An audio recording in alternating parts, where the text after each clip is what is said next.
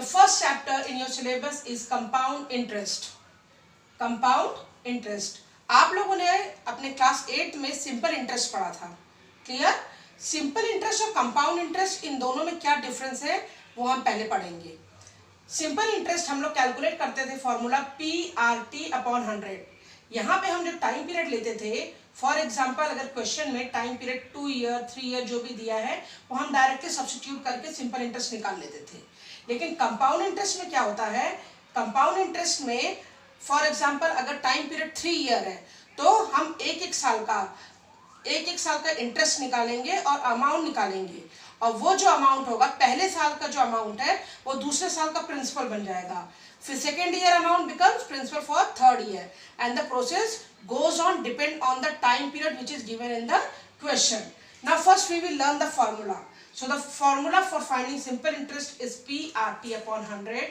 Compound interest is final amount minus original principal. Original principal means the principal which is given in the question in starting. Then amount formula is P bracket 1 plus R/100 raised to power n. N is time period. Also CI is calculated by using this formula. P bracket, P is common bracket 1 plus R/100 raised to power n minus 1. Clear? So this is the formula. Now when the interest is annually, but when the interest is half yearly, we calculate amount by using formula A equal to P bracket 1 plus R/200 raised to power 2n. अब देखिए जो आपका interest है वो annually होता है, half yearly होता है, क्लियर, एंड क्वार्टरली होता है. अब एनुअली में हम क्या करते हैं, वी डायरेक्टली राइट एन. लेकिन हाफ ईयरली में क्या हो जाएगा, आपका जो रेट है, जो भी क्वेश्चन में रेट दिया है वो हाफ हो जाएगा और टाइम डबल हो जाएगा. रेट आपका हाफ हो जाएगा, टाइम आपका डबल हो जाएगा. क्लियर? तो अब ये जितने भी फॉर्मूले हम लोगों ने लिखे इनको एग्जाम्पल से क्लियर कर लेते हैं. First example, a man invests ₹46,875 at 4% per annum compound interest for 3 years. Principal is given 46,875, rate is 4%, time is 3 years.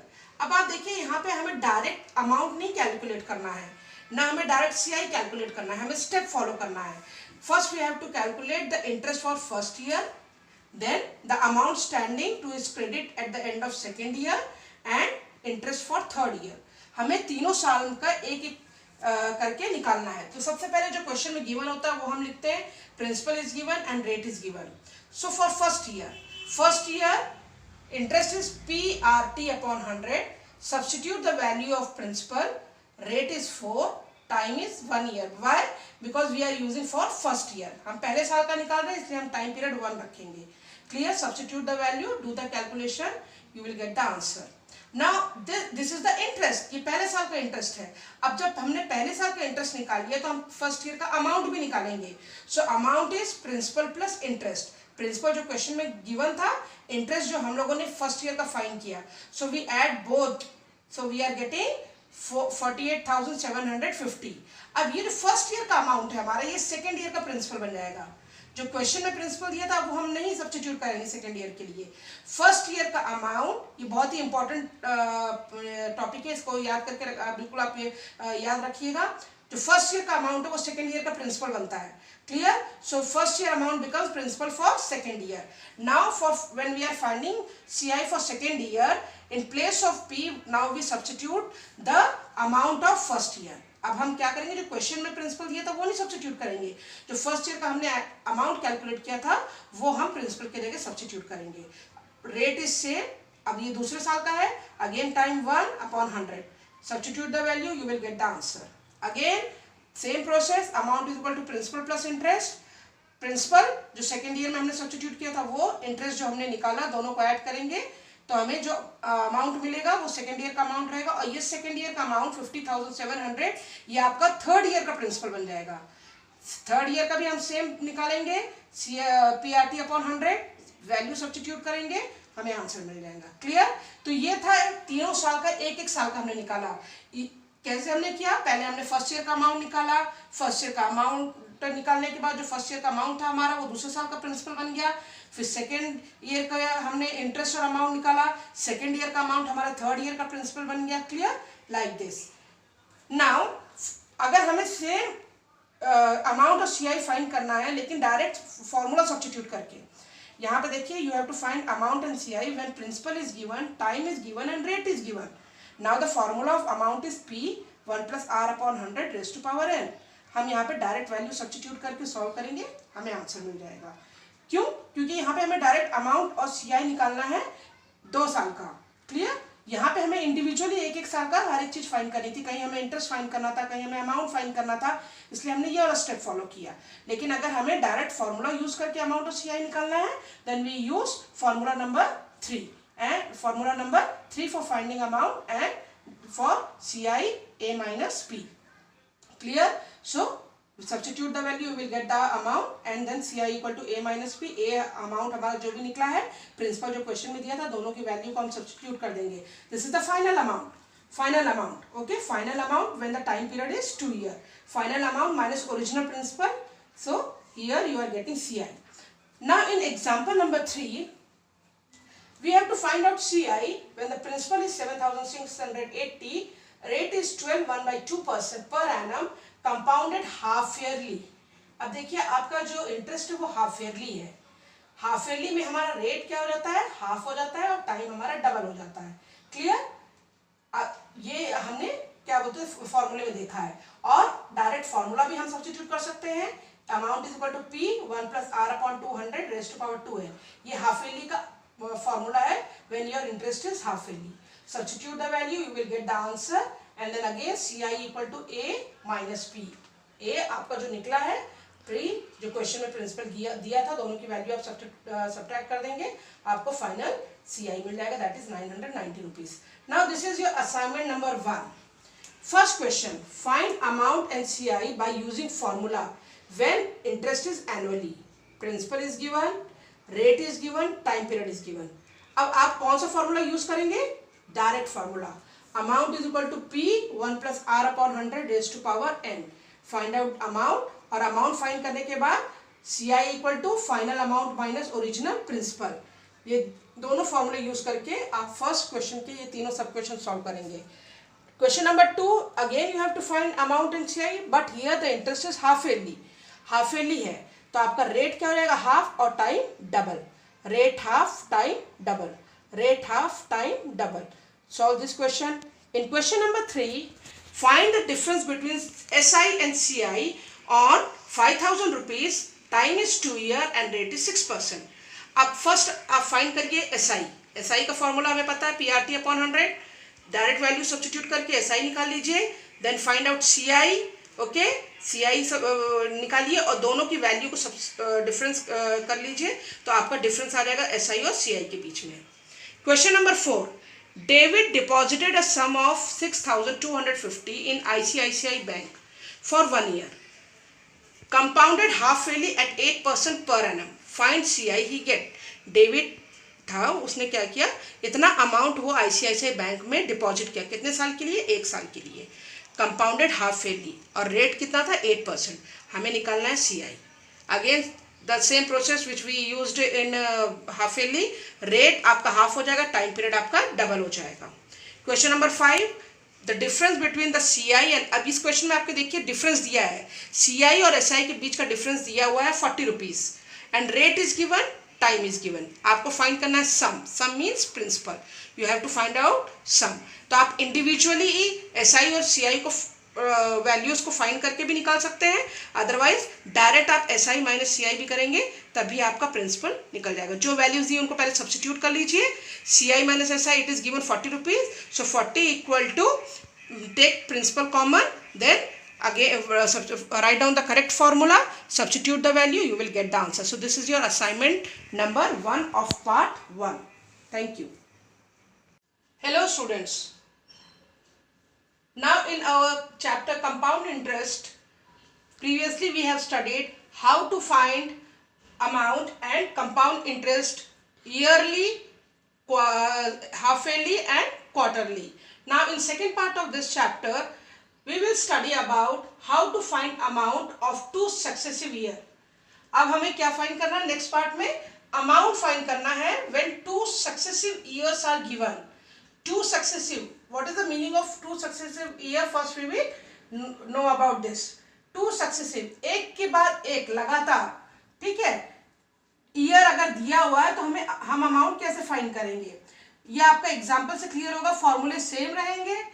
Now the example is a certain sum amount to ₹56,600 in 2 years and 61,440 in 3 years. अब आप देखिए दूसरे साल के बाद सीधा तीसरे साल का अमाउंट दिया हुआ है, इसको बोल देंगे आप सक्सेसिव ईयर, लगातार एक के बाद एक वाला ईयर.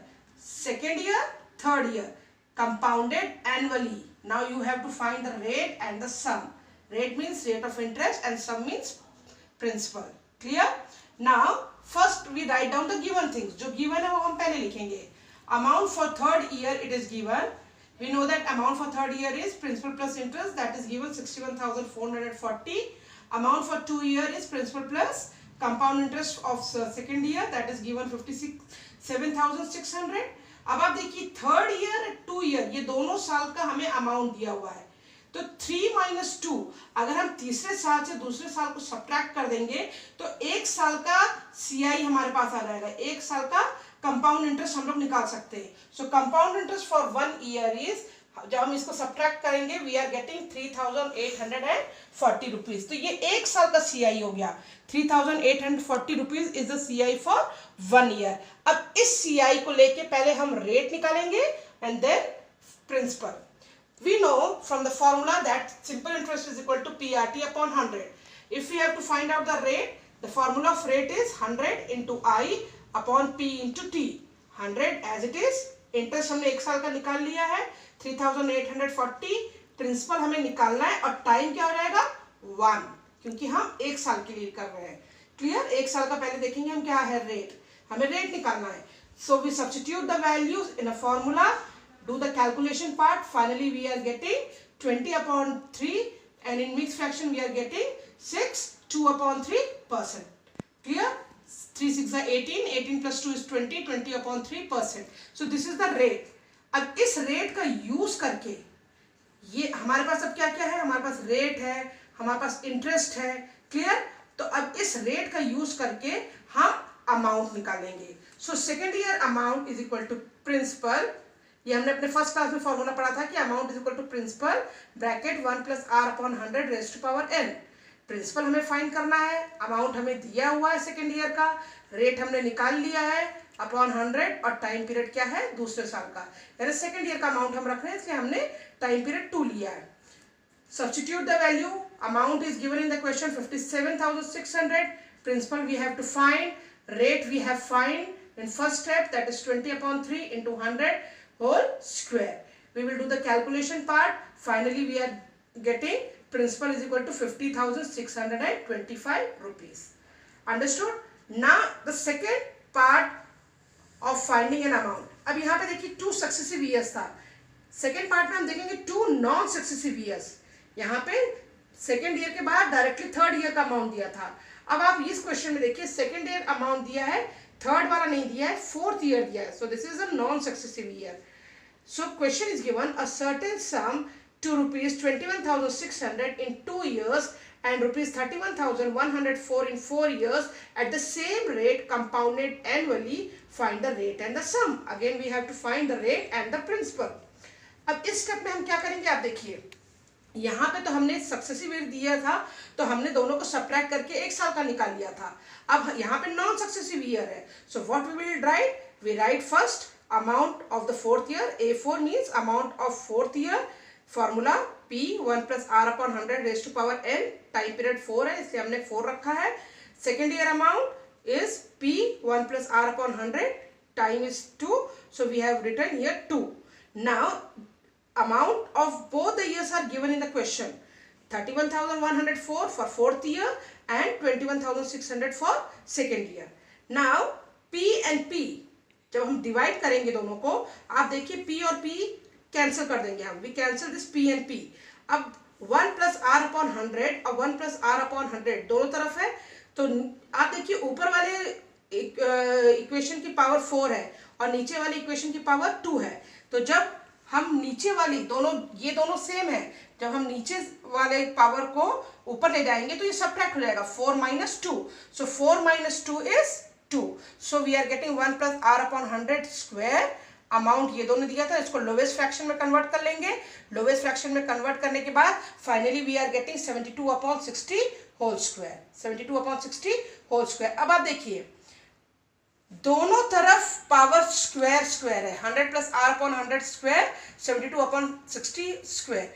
ये पावर जो है ये क्या हो जाएगी आपकी, ये पावर आपकी क्या हो जाएगी, कट हो जाएगी, क्योंकि दोनों तरफ लेफ्ट हैंड साइड और राइट हैंड साइड की पावर्स सेम है। So finally we are getting 100 + r/100 = 72/60. Do cross multiplication, you will get rate is equal to 20%. So we are getting rate 20%. Now the second part of the question, we have to find amount. अब हमें amount निकालना है. Amount is given, we have to find out the principal. Now again same formula, amount is equal to principal 1 + r/100 square. Amount हमें question में दिया है 21,600. Principal हमें निकालना है, rate हमने निकाल लिया है. Substitute the value, convert it into the lowest fraction. We are getting finally principal is equal to 15,000 rupees. Understood? So in second part of the chapter we have studied how to find out the rate and the principal when amount of 2 successive years are given, and how to find out the rate and the principal when amount of 2 non-successive years are given. Now this is the assignment number 2. You just note down the question and try to solve it. First question, a certain sum amount to rupees 17,640 in 2 year and 18,522 in 3 year. अब आप देखिए 2 year 3 year, ये क्या हो गया आपका successive years, ये क्या हो गया successive year. So you follow all the step which I have shown you in first example and find out the rate and the sum. Again in question number 2, successive years are given, 2 year 3 year, third 2 year 3 year. But in question number 4, you see non-successive years are given, 1 year 3 year, 1 year 3 year, 2 year 4 year. Okay, and in question number 6 again you are seeing that Amar invests some money at compound interest and find that it will amount to rupees 21,600 in 2 year, 2 year, 4 year, non-successive years. Again find out the rate and the sum. Now in question number 7, the SI of certain sum is rupees 400. Question का जो first part है वो क्या दिया है आपको, SI दिया है, simple interest, that is rupees 400, time period 2 year. Second part of the question, compound interest is given and time is again 2 year and the compound interest is given 410 rupees. SI दिया है और CI दिया हुआ है, time period दोनों में क्या है सेम, 2 ईयर 2 ईयर. हमें फाइंड करना है rate of interest and the sum borrowed. First you find out rate of interest and then the principal. Okay, first there are two methods. Either you find out individually or direct आप SI minus CI लिख के उसको find भी कर सकते हैं. Clear? So this is your assignment number 2. Okay, thank you students. Hello students. Now the next part of chapter compound interest is growth and depreciation. Growth क्या होता है? Growth मतलब किसी कोई भी चीज बढ़ना, उसको हम बोलते हैं ग्रोथ. तो जैसे हमारी एज बढ़ती है, हाइट बढ़ती है, ओके. लेकिन कुछ समय के बाद क्या होता है, आप देखते हैं जब आपका एज बढ़ती जाती है तो आपकी हाइट बढ़ती जाती है, पर कुछ समय के बाद आपकी हाइट बढ़ना बंद हो जाती है. तो ग्रोथ पर unit time is called the rate of growth, and when the rate of growth is constant we have formula. According to time when the growth is increasing then it is called the rate of growth. But when the rate of growth is constant, we use formula. For example, if we have to find out the population of any country, then the formula which we will use is population after n year equal to present population bracket 1 plus r/100 raised to power n. R is rate of growth, n is number of years after n years. If we have to find out present population, then the formula is population n years ago 1 plus r/100 raised to power n, where r is rate of growth. If rate of growth are different for different year, अगर अलग अलग rate दिया हुआ है अलग अलग time period के लिए, फॉर एग्जाम्पल अगर हमें 3 रेट दिए हुए हैं 3 साल के लिए, then the formula which we will use is population after 3 year equal to present population bracket 1 plus R1 upon 100. हम रेट्स को R1, R2 और R3 से डिनोट कर सकते हैं. R1 upon 100, R2 upon 100 and R3 upon 100. So these are the three formulae. Now we see the example. The present population of a town is 1,32,300. If it increases at the rate of 5% per annum, find its population after 1 year and 2 year ago. हमें दो चीजें निकालनी है. एक निकालना है हमें population एक साल के बाद कितनी है, and 2 year ago what was the population. So population after n year is equal to, we know the formula that population after n year equal to present population 1 plus r upon 100 raised to power n. Present population ये question में दिया है 1,32,300. Rate is given and time period is, we have to find after 1 year, so time period is 1. Substitute the value, we will get the answer. Now the second part of the question is find out the population, present population 2 year ago. So present population is equal to population n year ago 1 plus r upon 100 raised to power n. 1,32,300 it is given in the question. P जो हमें निकालना है population n year ago यानी 2 साल पहले का हमें निकालना है 1 plus 5 upon 100 square. Substitute the value, you will get the answer. P equal to 1,20,000. Now next part is depreciation. Depreciation मतलब कोई भी चीज डिक्रीज हो रही है, जिसकी वैल्यू डिक्रीज हो रही है. फॉर एग्जाम्पल कोई आर्टिकल लिया हमने, लेकिन कुछ समय के बाद उसकी वैल्यू कम होते जा रही है, रेट कम होता जा रहा है. That is called the depreciation.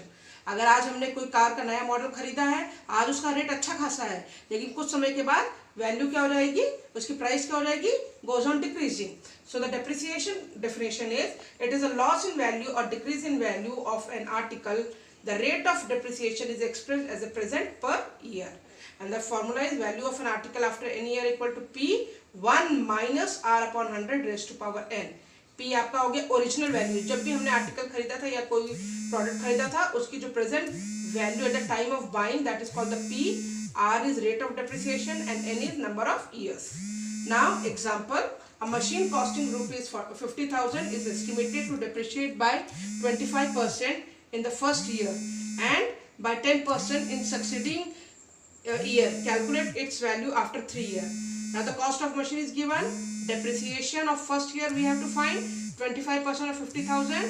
25 upon 100 into 50,000, 1,25,000. Now the value at the end of first year is, अब ये जो वैल्यू डिप्रिशिएट हुई थी तो हमारा जो कॉस्ट था मशीन का उसमें माइनस हो जाएगी. 50,000 कॉस्ट था मशीन का और 25% डिक्रीज हो रहा है, and 25% of 50,000 is 1,12,500. Subtract both the values, we will get the answer 37,500. Clear? Now the value after 2 more years. Second part of the question is we have to find out, calculate to its value after 2 more years. So 37,500, 1 minus rate is 10 upon 100 square. Substitute the value, we will get the answer. So today we have studied 2 topics in compound interest, growth and depreciation. Clear students? Now this is your assignment number 3. Question number 1. 2 years ago a plant was 192 centimeter tall. At present its height is 243 centimeter. Find the rate of growth. Second, the present population of a town is given. If it is increasing at the rate of 10% every year, what was its population 3 years ago? Third question, the production of toys in a factory was 40,000 2 years ago. The production decreased by 3% in first year but increased by 5% in second year. Find the present day production. तो ये तीनों first example आपके जो हो गए ये growth के हैं. Then last 3 examples are of depreciation. Okay, so you follow all the steps which I have taught you, okay, and use the proper formula and find out. Thank you students.